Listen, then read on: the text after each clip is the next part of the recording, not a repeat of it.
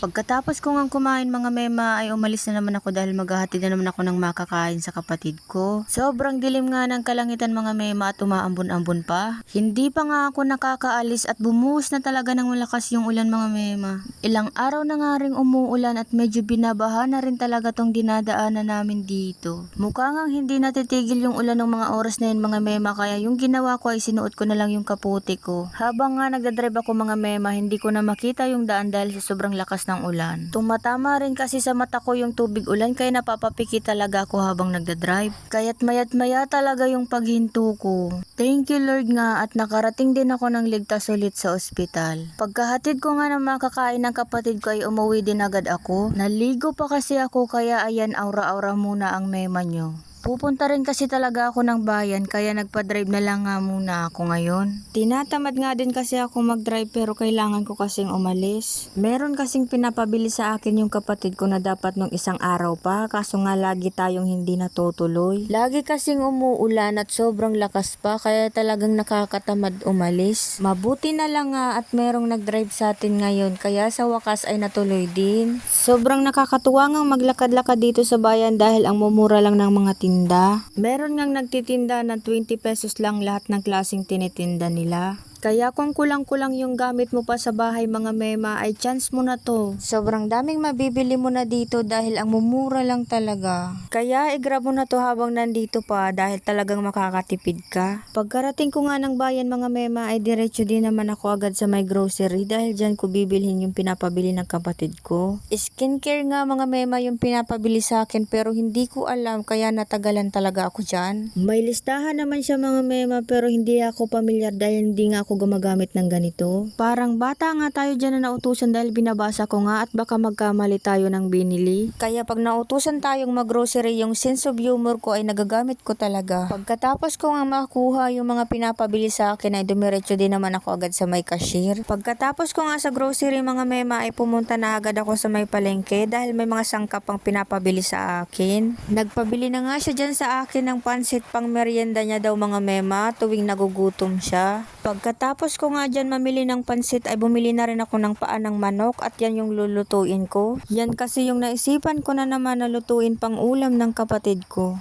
Pagkatapos ko dyan mamalengke ay naggayak na rin ako pa uwi dahil yung oras nga pahapon na naman. Bakit kaya ganun mga mema, tuwing tag-ulan parang ang bilis talaga ng oras. Nung pauwi na nga sana tayo dyan mga mema ay nakaramdam ng gutom yung driver natin kaya bumili muna tayo ng pandesal at ipinagmerienda namin habang pauwi. At pagka uwi ko nga mga mema ay nag-ASMR cooking na lang ako.